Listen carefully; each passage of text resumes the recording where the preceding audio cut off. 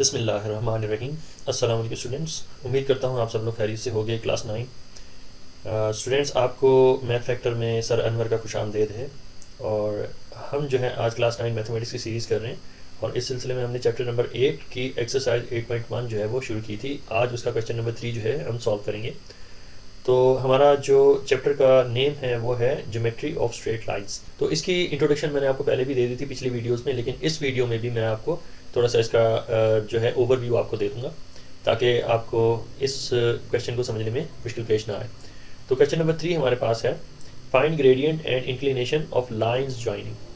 तो ग्रेडियंट और इंक्लिनेशन ये हमें फाइंड करनी है, जबकि मैंने यहाँ पे आपकी आसानी के लिए इंक्लिनेशन की इक्वेशन लिखी हुई है जो कि है m is equal to tan theta. तो यहाँ पे स्टूडेंट जो m है ना, m को हम कहते हैं gradient. m is for gradient या स्लोप। तो m जो है स्लोप या ग्रेडियंट को रिप्रेजेंट करता है इस इक्वेशन में। तो m is equal to tan theta, ये इंक्लिनेशन के लिए है। तो इंक्लिनेशन मैं थोड़ा सा आपको एक्सप्लेन कर दूँ, पिछली वीडियोज़ में भी मैंने एक्सप्लेन किया था, लेकिन मैं इस वीडियो में भी थोड़ा सा आपको एक्सप्लेन कर देता हूँ कि अगर ये हमारे पास एक प्लेन कर्व है, ये हमारे पास x एक्सिस और y एक्सिस है, तो यहाँ अगर हम फॉर एग्जांपल यहाँ पे अगर हम लाइन ड्रॉ करते हैं तो इसकी ऊंचाई कितनी है, ऊंचाई नापने के लिए हम क्या करते हैं कि इसकी जो हॉरिजॉन्टल जो x एक्सिस है इसके ऊपर जितनी भी जो भी डिग्रीज बनेगी ये इसकी ऊंचाई को ज़ाहिर करेंगी इस लाइन की। तो इंक्लिनेशन कहते हैं इसकी ऊंचाई या इसकी जो चढ़ाई है इसको रिप्रेजेंट करना। तो जितने भी थीटाज होंगे, फॉर एग्जांपल ये अगर ये 30 डिग्रीज है तो हम कहेंगे कि इस लाइन की जो इंक्लिनेशन है वो है 30 डिग्रीज। तो अगेन आपको बताता चलूँ कि ये होता है हॉरिजॉन्टल लाइन x एक्सिस के ऊपर डिग्री जो है उसकी मेजरमेंट की जाती है किसी भी लाइन की। तो हॉरिजॉन्टल x एक्सिस के ऊपर जो भी डिग्रीज बन के आ रही हैं किसी भी लाइन की, जो भी मेजरमेंट आ रही है डिग्रीज में, तो इसी को ही हम इंक्लिनेशन कहते हैं। तो ये एक थोड़ा सा इंट्रोडक्शन मैंने आपको दिया है इंक्लिनेशन के बारे में। और ग्रेडियंट जो है ज़ाहिर करता है किसी भी लाइन की गहराई को, कि ये लाइन कितनी स्टीप है। मिसाल के तौर पे ये जो है इसकी गहराई ये है, और अगर हम और ज़्यादा इसको लंबा कर दें तो ये और ज़्यादा गहराई हो जाएगी। तो इसकी स्लोप जो है, इसकी जो स्लोप है ये लाइन 1 है, ये स्लोप ऑफ लाइन 2 है। तो इसका मतलब ये हुआ कि slope of line 1 is greater than slope of line 2। तो जितनी ज़्यादा गहराई होगी, मिसाल के तौर पे ये ज़्यादा स्टीप है और ये कम गहरा है, ये शैलो है, तो जो शैलो होगा, जिसकी कम गहराई होगी, उसका ग्रेडियंट कम होगा, और जो ज़्यादा स्टीप होगी लाइन, उसका ग्रेडियंट जो है वो काफ़ी ज़्यादा होगा बनिस्बत दूसरी लाइंस के। और ये भी मैंने आपको बता चुका हूँ कि अगर वर्टिकल स्ट्रेट लाइन हो तो इसका जो ग्रेडियंट होता है वो अनडिफाइंड होता है। इसका ग्रेडियंट अनडिफाइंड होता है। उसकी वजह ये है कि इसके डिनोमिनेटर में ज़ीरो आता है। तो जिस फ्रैक्शन के डिनोमिनेटर में ज़ीरो आए तो उसका आंसर जो है वो अनडिफाइंड होता है, वो सॉल्यूशन उसका कोई नहीं होता। और कैलकुलेटर पे भी अगर डिनोमिनेटर में अगर आप किसी भी वैल्यू का ज़ीरो डाल दें, किसी भी वैल्यू के किसी भी फ्रैक्शन के डिनोमिनेटर में अगर आप ज़ीरो पुट करते हैं तो कैलकुलेटर भी आपको ये मैथ एरर दिखाएगा। तो ये हमारे पास जो है ग्रेडियंट का फार्मूला है। और ग्रेडियंट जो है किसी भी लाइन की गहराई को जो है आपको in terms of ratio show करके दिखाता है। तो ये थोड़ा सा इंट्रोडक्शन था इंक्लिनेशन और ग्रेडियंट के बारे में। तो आइए अपने वीडियो की तरफ चलते हैं और इस क्वेश्चन को सॉल्व करते हैं। क्वेश्चन में पूछा जा रहा है कि find gradient and inclination of lines.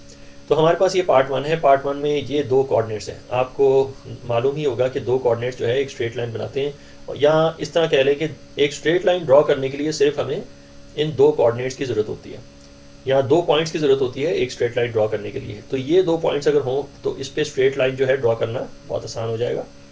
मिसाल के तौर पे इस तरीके से जो है हम स्ट्रेट लाइन जो है इसकी ड्रॉ कर सकते हैं। तो इस तरीके से जो है हम किसी भी दो पॉइंट्स को जो है ज्वाइन एक स्ट्रेट लाइन से कर सकते हैं।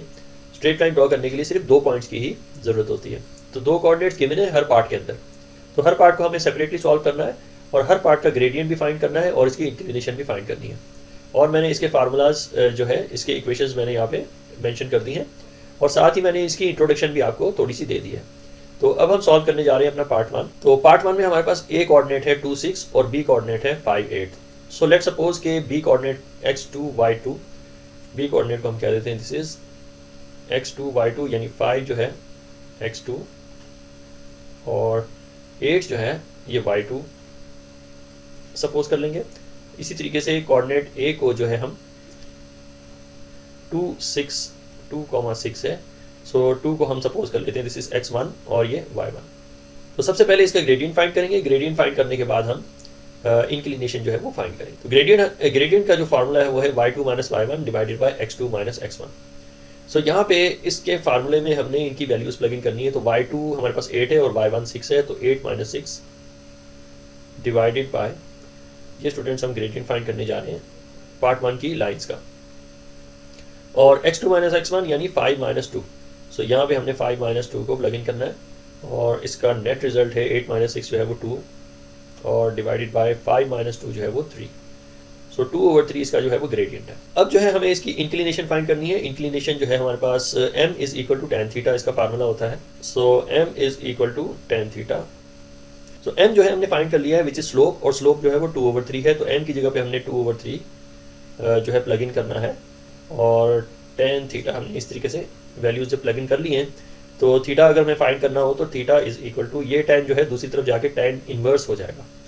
सो tan टू दी -1 और ब्रैकेट के अंदर हमने फ्रैक्शन जो है 2/3 हमने इसको लिख लेना है, और कैलकुलेटर पे इसे कैलकुलेट कर लेंगे। तो कैलकुलेटर पे इनपुट देने का तरीकाकार ये है कि हमने सबसे पहले शिफ्ट प्रेस करना है और साथ 10।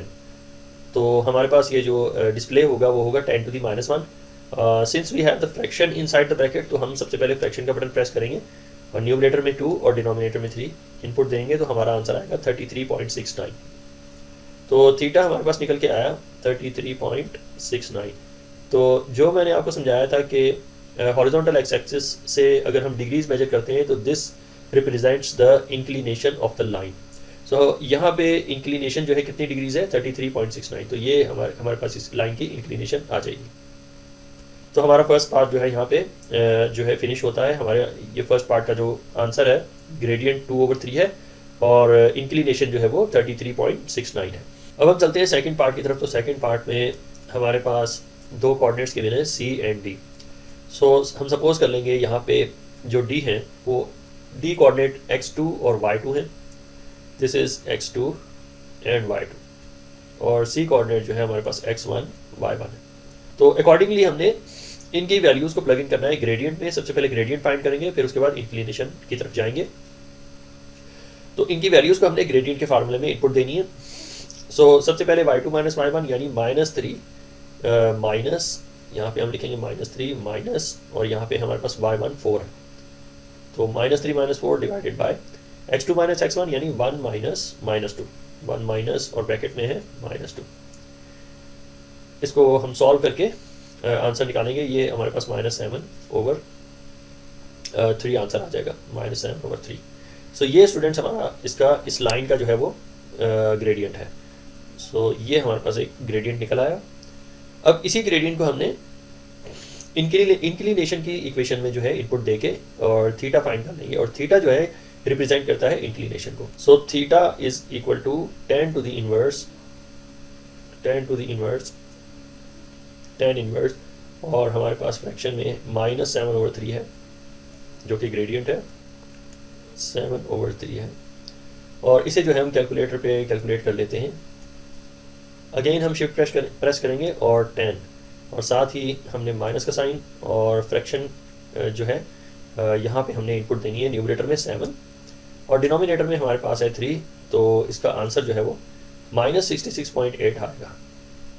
तो इंक्लिनेशन जो है वो -66.3 जो है डिग्रीज, ये इसकी इंक्लिनेशन हो जाएगी। -66.8 है, तो इसे जो है हम 8 कर लेंगे। तो ये जो है इंक्लिनेशन है हमारी सेकंड लाइन की, जिसके कोऑर्डिनेट्स जो हैं C और D हैं। तो स्टूडेंट्स यहाँ पे हमारे पास ये नेगेटिव वैल्यू आ रही है, जबकि इंक्लिनेशन जो हम कैलकुलेट करते हैं वो 0 टू 180 डिग्री के दरमियान होता है। 0 डिग्री से 180 डिग्री के दरमियान में इसकी इंक्लिनेशन जो है कैलकुलेट करते हैं। सो अब जो है ये नेगेटिव वैल्यू को हमें पॉजिटिव कैसे बनाना है कि हम 180 में ऐड कर देंगे -66.8 को। तो -66.8 जो है इसमें से माइनस हो जाएगा। चूँकि ये नेगेटिव है तो हम इस तरह भी इसको कह सकते हैं कि 180 डिग्री में 66.8 को ऐड करना है नेगेटिव, जो कि नेगेटिव वैल्यू है। तो ऐड करने से हमारे पास क्या आंसर आता है हम इसे कैलकुलेट कर लेंगे। सो हमने 180 में से माइनस करना है 66.8 को, तो हमारा आंसर आएगा 566/5 या 113.2। 113.2 ये डिग्रीज होंगी इंक्लिनेशन की, और ये अप्रॉक्सीमेट आंसर होगा। इसे ये जो है एक्यूरेट आंसर नहीं है, ये अप्रॉक्सीमेट आंसर है। तो इंक्लिनेशन इन डिग्रीज जो है वो 113.2 डिग्रीज है। सो इसे हम रिप्रेजेंट करेंगे as an inclination of the line. तो ये सेकंड पार्ट का जो आंसर है, इसका जो ग्रेडियंट है वो -7/3 है। एक ये हमारा आंसर है, और दूसरा आंसर हमारे पास इसका है 113.2 डिग्रीज इंक्लिनेशन। तो ये सेकंड पार्ट हमारा यहाँ पे कंप्लीट होता है। अब हम सॉल्व करने जा रहे हैं पार्ट 3। तो पार्ट 3 में हमारे पास ये दो कोऑर्डिनेट्स हैं। हमने अज्यूम कर लेना है कि ई कोऑर्डिनेट्स जो हैं वो x1 y1 है, x1 y1, और इसी के अकॉर्डिंग जो f कोऑर्डिनेट्स हैं these are x2 and y2। अब सबसे पहले हम इसका ग्रेडियंट फाइंड करेंगे। तो ग्रेडियंट जो है हमारे पास y2 - y1 है, तो हम -3 इसे हम m से शो करेंगे। स्लोप को हमेशा हम m से जो है रिप्रेजेंट करते हैं इक्वेशन में। सो y2 हमारे पास यहाँ पे -3 है, तो -3 में से माइनस करेंगे y1 को जो -2 है। तो -2 को हमने ब्रैकेट में कुछ इस तरीके से लिख लेना है। इसके बाद x2 - x1 यानी -2 माइनस x1 जो है +5 है, तो यहाँ पे हमने 5 ड्रॉ कर लेना है। सो ये हमारे पास 2 - 3 इज़ -1 हमारा आंसर आ जाएगा। -1 डिवाइडेड बाय -7, तो माइनस माइनस तक कैंसिल होकर 1/7, 1/7 जो है हमारा यहाँ पे स्लोप निकल के आएगा। तो स्लोप की वैल्यू है 1/7 3 पार्ट में जो दिए दो कोऑर्डिनेट्स हैं ई और एफ। अब जो है इसी की बेसिस पे, इसी स्लोप की बेसिस पे हमने जो है इस लाइन की इंक्लिनेशन फाइंड करनी है। तो इंक्लिनेशन की जो इक्वेशन है वो हमारे पास है m = tan theta, m = tan theta, और m जो है स्लोप हमने फाइंड कर लिया है। तो theta = tan to the inverse यानी tan to the -1, और ब्रैकेट में चूँकि ये फ्रैक्शन है तो ब्रैकेट में 1/7 करके इसके हम जो है वो लिख लेंगे, और इसे हम कैलकुलेट कर लेते हैं। सो हमने शिफ्ट प्रेस करने के बाद 10 और साथ ही फ्रैक्शन, और फ्रैक्शन में न्यूमरेटर में 1 और डिनोमिनेटर में 7 है, तो इसका नेट रिज़ल्ट जो है वो 8.13 डिग्रीज़ है। सो 8.13 डिग्रीज़ जो है ये इंक्लिनेशन है ई एफ लाइन की, जिसके कोऑर्डिनेट्स ई एफ हैं। इस लाइन की जो इंक्लिनेशन है वो 8.13 डिग्रीज़ हैं।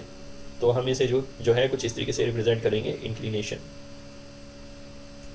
Of this line is 8.13 degrees, जबकि इसका ग्रेडियंट जो है 1/7 है। तो आई होप स्टूडेंट्स ये क्वेश्चन नंबर 3 जो है मैंने यहाँ पे कंप्लीट किया है, तो आपको फुली अंडरस्टैंड हो गया।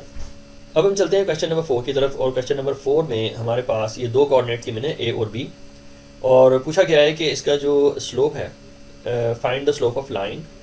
अगर ये पैरेलल टू ए बी हैं तो इसका स्लोप फाइंड करें, और अगर परपेंडिकुलर टू ए बी हैं तो उसका भी स्लोप क्या होना चाहिए वो हमें फाइंड करना है। तो सबसे पहले हम ए और बी कोऑर्डिनेट्स का जो है स्लोप सबसे पहले फाइंड कर लेंगे, तो इसके बाद हम पार्ट 1 और पार्ट 2 की तरफ चलते हैं।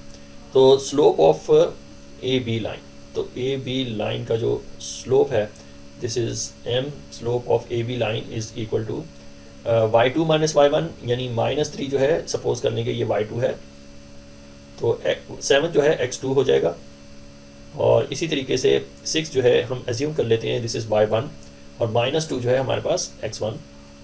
अब इन वैल्यूज़ को हमें प्लग इन करना है स्लोप के फार्मूले में। तो स्लोप का फार्मूला हमारे पास अगेन मैं आपको बताता चलूँ, y2 - y1 divided by x2 - x1, ये हमारे पास स्लोप का फार्मूला है। तो y2 हमारे पास यहाँ पे -3 है, तो -3 माइनस, और y1 6 है डिवाइडेड बाय, और x2 हमारे पास यहाँ पे 7 है, माइनस करेंगे इसमें से। तो x1 की वैल्यू चूँकि नेगेटिव है, हमने ब्रैकेट में इसको रिप्रेजेंट करना है, और इसका आंसर हम जो है निकाल लेंगे। तो -9 जो है हमारे न्यूमरेटर में आ रहा है, और 9 जो है हमारे डिनोमिनेटर में आ रहा है। तो यहाँ 9 से कैंसिल होगा, ओनली -1 जो है इसका जो है स्लोप है। ये हमारी ए बी पॉइंट की लाइन का स्लोप जो है -1। तो अब हमने चूंकि ग्रेडियंट फाइंड कर लिया है, स्लोप फाइंड कर लिया है, अब हम चलते हैं पार्ट 1 की तरफ। तो पार्ट 1 में हमने प्रूफ करना है कि पैरेलल टू ए बी है। तो अगर पैरेलल टू ए बी है, फर्स्ट ऑफ ऑल मैं इसे जो है लिख लूँ, अगर ये स्लोप जो है parallel to A B line है तो इसकी कंडीशन ये है कि पैरेलल जो है इनमें लाइन 1 की स्लोप जो है लाइन 2 की स्लोप के इक्वल होती हैं। सो इसे अगर मैं एलेबोरेट करके लिखूँ तो लाइन 1 की slope should be equal to line 2 की स्लोप। तो ये दोनों इक्वल होने चाहिए। इन दोनों की का मतलब ये है कि स्लोप, जैसे कि मैंने आपको बताया था, एक स्ट्रेट लाइन होती है, इसका ये जो गहराई है दिस इज़ कॉल्ड स्लोप, इसको हम स्लोप कहते हैं। तो ये अगर एक लाइन है और दूसरी लाइन जो है अगर पैरेलल हमें इसके बनानी है तो दोनों का स्लोप जो है वो सेम होना चाहिए। यानी कि अगर लाइन 1 का स्लोप ये है, ये हमारे पास लाइन 1 है, लाइन 1, और ये हमारे पास लाइन 2 है, तो दूसरी लाइन का अगर हमें इसको पैरेलल बनाना है लाइन 1 के दूसरी लाइन को, तो इन दोनों का स्लोप जो है वो सेम होना चाहिए, तभी जाके ये दोनों लाइन जो है पैरेलल होंगी। तो इसका मतलब ये हुआ कि दोनों का ग्रेडियंट जो है वो सेम होना चाहिए। तो ग्रेडियंट सेम होना चाहिए, तो मैंने ये इक्वेशन यहाँ पे लिखी है कि gradient 1 should be equal to gradient 2। तो ये दोनों ग्रेडियंट्स जो है वो इक्वल होने चाहिए। तो अब जो है हमें प्रूफ करके दिखाना है कि हमारे पास यहाँ पे m1 is equal to m2 है। So m1 should be equal to m2। तो अगर m1 हमारे पास -1 है, m1 अगर -1 है तो m2 भी -1 होना चाहिए, तभी जाके ये दोनों लाइन्स जो है वो पैरेलल होंगी। तो ये कंप्लीट होता है हमारा first part, parallel to A B. तो पैरेलल टू ए बी अगर हो तो ग्रेडियंट हमारे पास यहाँ पे इसका आंसर है -1। अब जो सेकंड पार्ट है इसे मैं यहाँ पे थोड़ा सा इसको लिख के, तो सेकंड पार्ट जो है हमसे रिक्वायर करता है कि परपेंडिकुलर टू ए बी। तो अगर फॉर एग्जांपल कोई लाइन है विच इज़ एक्स वाई और हमें इस लाइन को यानी एक्स वाई को परपेंडिकुलर करना है ए बी लाइन के, यानी ए बी लाइन फर्ज कर ले अगर ये है, ये हमारे पास ए बी लाइन है, तो एक्स वाई को अगर इसके परपेंडिकुलर करना है तो हमें बिल्कुल इसके इस तरीके से लाइन ड्रॉ करनी पड़ेगी। एक्स वाई लाइन इस तरीके से ड्रॉ करनी पड़ेगी कि हमारे पास यहाँ पे चारों तरफ 90 डिग्रीज़ का एंगल बनाती है, चारों तरफ जो है वो 90 डिग्रीज़ का एंगल बनाए, तो ये दो लाइंस एक दूसरे के परपेंडिकुलर होती हैं। तो इन दोनों का जो स्लोप है ये बिल्कुल एक दूसरे के ऑपोजिट होना चाहिए, परपेंडिकुलर। तो ये इक्वेशन मैंने यहाँ पे लिखी है कि लाइन 1 की स्लोप मल्टीप्लाइड बाय लाइन 2 की स्लोप इज इक्वल टू -1। तो ये -1 के इक्वल होनी चाहिए। तो इसी इक्वेशन को यूज़ करते हुए हमने x और y की जो है स्लोप फाइंड करनी है। सो हम इसको सॉल्व करेंगे, यहाँ से हम इसको इरेज करेंगे और यहाँ पे अपनी इक्वेशन जो है परपेंडिकुलर की, इसे हम जो है रिप्रेजेंट करेंगे यहाँ पे। सो हमारे पास यहाँ पे m1 है, यानी लाइन 1 की स्लोप है मल्टीप्लाइड बाय लाइन 2 की स्लोप है, और ये जो है एक दूसरे के ऑपोजिट होने चाहिए, इसीलिए इसको इक्वेट किया गया है -1 के। सो हमने जो स्लोप फाइंड किया हुआ है ऑलरेडी ए बी कोऑर्डिनेट्स का, वो है -1। तो स्लोप 1 जो है ये होगी हमारे पास -1, this is multiplying with slope of line 2 is equal to -1। अब हमें फाइंड करना है स्लोप ऑफ लाइन 2। तो slope of line 2 is equal to, since they are multiplying to each other, तो -1 डिवाइडेड बाय -1, तो -1 से कैंसिल हो जाएगा, ओनली 1 आंसर रहेगा। तो +1 जो है इसका हमारी लाइन 2 का ग्रेडियंट होना चाहिए। तो हमारे पास ये दो आंसर्स जो हैं वो आ गए हैं। एक जो है पैरेलल के लिए -1 ग्रेडियंट होना चाहिए, ये हमारे पास है ग्रेडियंट, और जो सेकंड कंडीशन है परपेंडिकुलर की, इसमें फिर ग्रेडियंट जो है वो 1 होना चाहिए। तो ये हमारे पास क्वेश्चन नंबर 4 जो है यहाँ पे कंप्लीट होता है। क्वेश्चन नंबर 5 है find x if the slope of the line passing A B is 4। तो स्लोप हमें गिवन है विच इज़ 4, स्लोप की वैल्यू हमारे पास गिवन है विच इज़ 4, और स्लोप का इक्वेशन जो है ये हमारे पास एक, इसे हम ग्रेडियंट भी कहते हैं और स्लोप भी कहते हैं, ये हमारा इसकी इक्वेशन है, फार्मूला भी कह सकते हैं, इक्वेशन भी कह सकते हैं। तो इक्वेशन है m is equal to y2 - y1 divided by x2 - x1। तो इसको यूज़ करते हुए हमने x की वैल्यू फाइंड करनी। तो जबकि हमारे पास a कोऑर्डिनेट भी गिवन है और b कोऑर्डिनेट भी गिवन है, तो लिहाजा हम सपोज कर लेंगे कि b कोऑर्डिनेट्स जो है वो x2 और y2 हैं और a कोऑर्डिनेट्स जो है वो x1 और y1 है। सो हमने इनकी वैल्यूज़ को प्लग इन करना है ग्रेडियंट के फार्मूले में। So gradient is equal to y2 - y1 यानी 8 - x। सो ये 8 - x, ये y2 - y1 हो जाएगा, और x2 - x1 यानी 5 - 3। सो 5 - 3। अब हमारे पास ये ग्रेडियंट जो है क्वेश्चन में भी गिवन है, इसकी वैल्यू 4 है, तो m की जगह पे हमने 4 को इनकॉर्पोरेट कर देना है। तो 4 is equal to 8 - x whole divided by 5 - 3 जो है वो 2 होगा। अब चूंकि x की वैल्यू फाइंड करनी है तो 2 को दूसरी तरफ ले जाया जाएगा, सो x की वैल्यू हमारे पास आ जाएगी 2 टाइम्स 4 इज़ 8, और 8 जो है लेफ्ट हैंड साइड पे जाके -8 हो जाएगा। सो x की वैल्यू हमारे पास आएगी यहाँ पे 0। तो यही स्टूडेंट्स इसका फाइनल आंसर है, x इज इक्वल टू 0। तो ये क्वेश्चन नंबर 5 जो है यहाँ पे हमारा कंप्लीट होता है।